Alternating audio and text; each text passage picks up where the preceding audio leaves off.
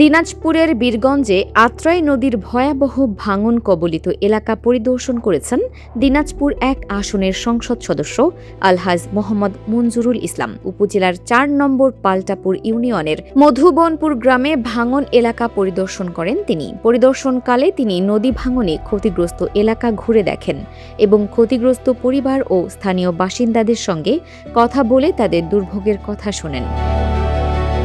এ সময় ভাঙন রোধে দ্রুত প্রয়োজনীয় ব্যবস্থা গ্রহণের আশ্বাস দেন তিনি।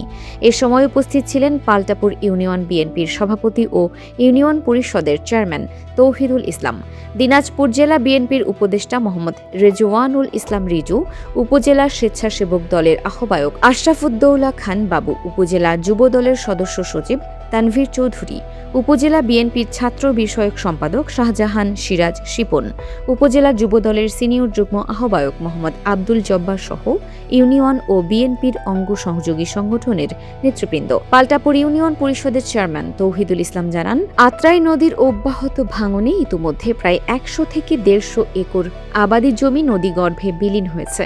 ভাঙন অব্যাহত থাকায় স্থানীয় মানুষের বসতবাড়ি ও কৃষি জমি হুমকির মুখে পড়েছে।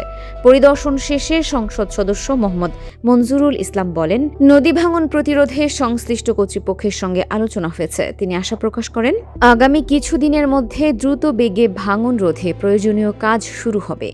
পাশাপাশি তিনি ক্ষতিগ্রস্ত মানুষের পাশে থাকার আশ্বাস দেন। এদিকে সংসদ সদস্যের আশ্বাসে স্থানীয় বাসিন্দারা দ্রুত ভাঙন প্রতিরোধের কাজ শুরু হবে বলে আশা প্রকাশ করেন এবং স্থায়ীভাবে নদী শাসনের দাবি জানান।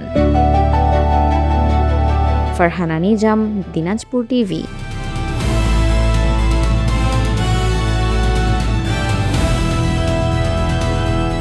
দিনাজপুর টিভি মানুষের জীবনের কথা বলে।